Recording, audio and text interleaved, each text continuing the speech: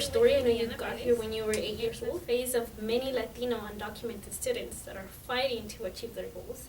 She just recently graduated from Fresno State and is currently working on her doctor's term in university. So, Liliana, you want to tell your story? I know you got here when you were 8 years old. So how was that from you, that transition from Mexico to the United States? Well, first of all, I want to thank you and the newspaper for allowing me the opportunity to be here and to share my story. I really appreciate it. So a little bit about myself. A huge difference. I mean, coming just from Mexico, not knowing the language, just going through that whole experience in general is always difficult as a young person, trying to understand why I'm here in the first place, why I had to leave my school, my friends, my family. Didn't kind of register for a while. This country. My parents definitely made me realize that it was important for me to continue my education, to do pretty much anything. They always kind of put this example. It's either you can go work in foster farms, you can go, work in the fields, or get an education. I mean, those were the options. Not very many options out there. So from the beginning, they definitely always emphasized the importance of getting an education to just ourselves, to be able to make a difference, to be able to make a change. So despite the fact that I was a lot of universities, a lot of them didn't have enough money to offer me and just didn't really know what to do. This was, I graduated from high school in 2005. And even at that time, kind of the whole DREAM Activate immigration reform wasn't really big in that time. And so because of that, all the universities pretty much that I applied to, including the UCs, just said that they didn't have any assistance. So I actually got a letter from Fresno State in the mail, invited me to apply to their SMCAM Family Honors Program, which is the honors program at Fresno State. And that program covers full tuition, covers books, dorms, parking. I mean, pretty much it's a full ride scholarship. And I said, wait, well, this is kind of too good to be true. I was like, they probably, you need to have papers or something. So I called the university, I called the program, and I said, I'm an undocumented student. Do you think that, is that going to be a challenge? I said, nope, not at all. They're like, it's a fully merit-based scholarship, so if you apply and you get the scholarship, we don't even ask for our family income, nothing at all. It's fully merit-based. So when I graduated from college, I applied to the New School for Social Research. I did a program in global political economy and finance just because I really wanted to go into a program in economics at the time. I had a background in math and in economics. And so I said, this is where I want to go. It was during this time where I met, who is now my advisor, Dr. Iliana Perez, and told me about Claremont Graduate University and how supportive they are of undocumented students, how much they believe in the potential of undocumented students. They have a school that's primarily engineering, they have a school that's math and science, so it's all a variety of schools. But what's nice about it is that you can take different classes in different departments. And so I think definitely in terms of development and all the studies I wanted to do with undocumented students, it always kind of falls back to education. It just makes sense that with education there's development, that the way that undocumented people are able to come up is through education. So really it just makes sense. Undocumented and unafraid. And it's recently, like you said, not in 2006, but maybe 2009, 10, definitely last year and this year. And to me, undocumented and afraid are students, like you and like many others that are going out there, taking on the streets, calling their senators, whoever they need to call, and telling them, hey, we need to change the laws. Are you part of those students? Yes, definitely. Anytime I get the opportunity in New York, I participated in the big Washington, D.C. march.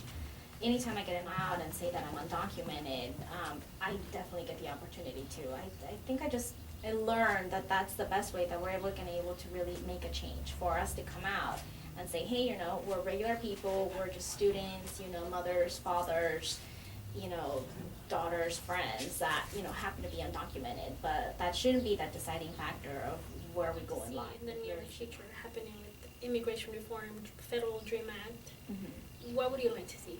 Definitely with federal DREAM Act. I mean, it's just so necessary. It's been 25 and nothing has been done as far as helping undocumented people in general.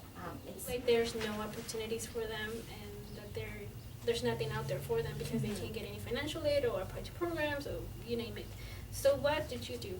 Definitely one of my biggest supporting factors is my family. I'm very fortunate that my parents have always been incredibly supportive in any way possible, whether it was helping me out with a homework assignment or just lending a hand when I was crying, when I just had no way out. They were there emotionally, physically there for me.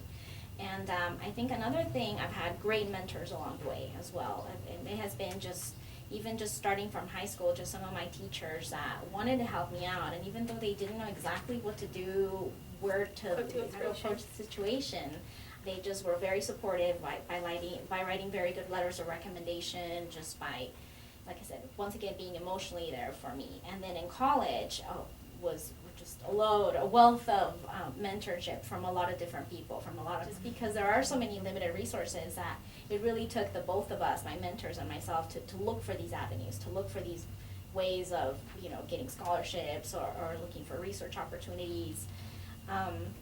I think another thing, networking also. I can't stress the importance of networking. Every time I talk to someone, I'm like, just network, because you never know who you're going to meet. I have just networking, and for myself, I definitely found it helpful to say that I'm undocumented. That just made a world of a difference, because it's something that definitely is going to require a lot of work to be able to look for the funding, for the resources. But once you're able to say to someone that they're undocumented, then collaboratively you can find some type of solution or find a way out. Right.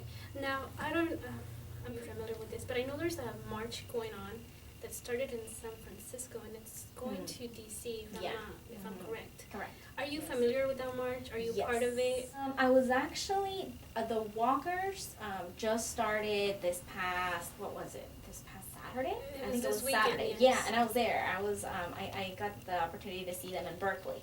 I went to Berkeley and I was with them, and a lot of them got the opportunity to share their stories and share the reasons why they were doing this.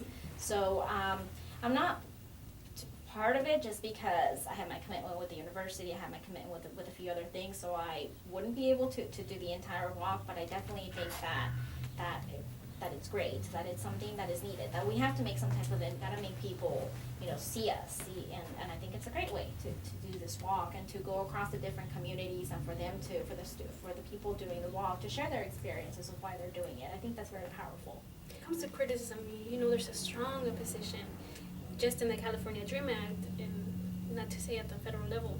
What is your stand to all those that say that the students like you are taking students' positions from other students there instead of you taking their position, basically? Mm-hmm. What is your stand on all the criticism that they're giving them money that they shouldn't be giving them? What do you think about that? Well, I think a lot of information. I think a lot of the people that criticize just don't have the information that's available. They just don't know. They maybe assume a lot of things about undocumented people, but they just don't know. Not willing to be open-minded about the issue. But a second thing, as far as taxes, which is where a lot of the funding may come from for students, especially with the California Dream Act. I mean, all of us as undocumented people pay taxes every day when we consume food, when we consume gasoline, it's all taxable. Mm-hmm. Not to say that the income tax is also charged on most undocumented people. Most undocumented people living as an independent contractor, and I just recently paid a tax to my federal income tax that comes directly for me. Yeah. So we're contributing to society. Taxation. Now, just one of my last questions: how do you see yourself after graduating? What would you like to be working on? I mean, you're still relatively young. What is that you want to be doing? I think, it all depends on a lot of different things, obviously. It all depends on whether or not I can become legalized in the next few years. Right, that's a big important issue too. Obviously, even though I'm in the PhD program, after my PhD program, if I continue to be undocumented, then I can't get hired, I can't work as a professor. But if I am able to get my documentation, I definitely want to travel. I would like to do some international work. I'm very interested in development studies, like I said, and trying to come up. So I would like to do work for some type of nonprofit, some type of NGO would be really great. But at the same time, I would definitely want to come back and make some type of impact in the community, especially in the Central Valley. I think there's definitely a huge need to empower Latino communities or just minority communities in general. So I don't know. It kind of depends on where life takes me. Yeah.